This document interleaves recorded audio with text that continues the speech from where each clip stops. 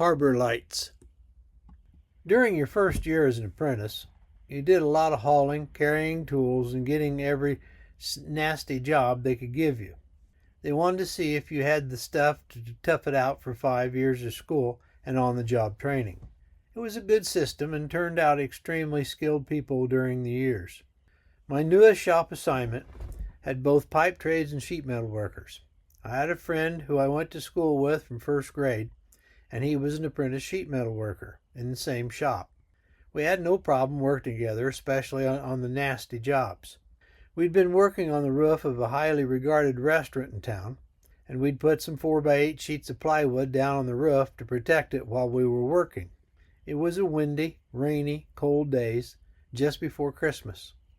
The shop's Christmas party had started early, and the liquor flowed very well just after lunch. But, due to the bad weather prediction and a big night of eating scheduled at the restaurant, our bosses told Ray and me to go take the truck to the restaurant and remove all the tools and plywood off the roof. We were not thrilled with this job because we had to leave the party, and we knew the weather would be nasty when we got out of the truck. We arrived in a downpour of rain. The wind was blowing so hard you could see the edges of the plywood picking up. It would be just a matter of time before they would blow off the roof. We backed up to the side of the building and climbed up the ladder. Some of the equipment was heavy, so we had to lower it off the roof with ropes into the truck bed. It was time-consuming and heavy. We were soaked and getting colder by the minute. About an hour, we loaded all the tough stuff on the truck except for the plywood.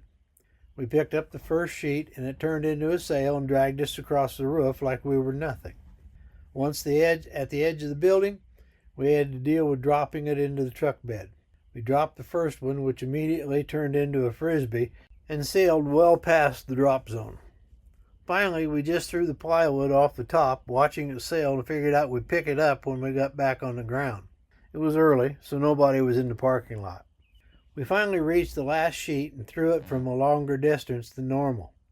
Right then, a gust of wind caught the piece of plywood. It was one of those moments where everything turned into slow motion. Now, this building was decorated with a nautical theme and had a string of lights all the way around the entire perimeter of the building. We watched as that sheet of plywood caught a strand of the string of lights. We could see the wire stretch as the sheet turned sideways and grabbed the entire strand. Slowly, one by one, the supports holding the lights to the building pulled out. Sparks flew, and in seconds, the entire string of lights were torn loose from the top of the roof. We watched helplessly as the strands of lights bunched up and fell to the ground. We ran to the side of the building, looked down, and saw this piece of plywood was the only one in the truck. 20 other sheets were scattered across the entire parking lot. Just then, the owner came out of the building. He looked around, yelled at us, and started flagging his arms. He was pissed. Suddenly, we weren't cold anymore. We hustled as fast as we could and got all the plywood loaded in the truck and got the hell out of there. When we left, some of the lights were just hanging there, and some were still sparking. The owner had called our boss before we got back to the shop. He met us at the truck door before we could even get out. We were made to understand that the procedure we used to remove those pieces of plywood was never acceptable under any circumstances. We fully understand the words he used, and there was no questions. Ray and I were never allowed to work together again. When Ray and I got back from Harbor Lights, the party was just starting to break up. After that first company Christmas party, I learned a very valuable lesson when experienced drinkers have a mouthy young co-worker with them. They might take advantage of the situation. The guys at work had asked me to go out with them to continue partying. I was only 20, so I thought this was a real opportunity to bond with my co-workers. Why? I've got no idea, but I decided to tag along. I drank far more than I should have. When we drank the last round, they poured me into my car and sent me home. As I mentioned earlier, I got married very young, and being married had not quite set in yet. My maturity level was not very high, and some would say I would probably never reach my maturity level.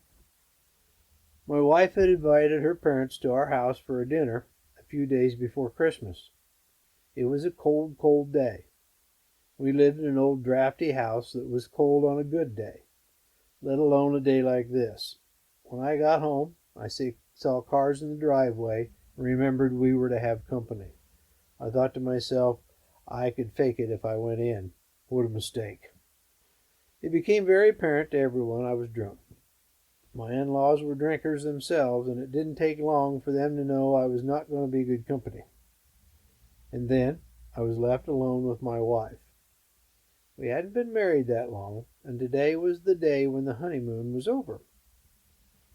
My wife was embarrassed, and she was as mad as I'd ever seen her. Although that changed as the years went through, it got a lot worse than that. It didn't take her long to let me know she was mad, and she went to bed. I'd been working all day, so I was dirty. I needed to take a bath. We had one of those old cast iron bathtubs that were huge. You could get enough water in it where you could almost float. I filled it with water, took my clothes off, and started to bathe. I found soaking in hot water doesn't sober you up. I just got more drunk, sick, and very sleepy. I was drunk enough I couldn't get out of the tub. Of course, I went to sleep in the water. After a while, my wife came back into the bathroom.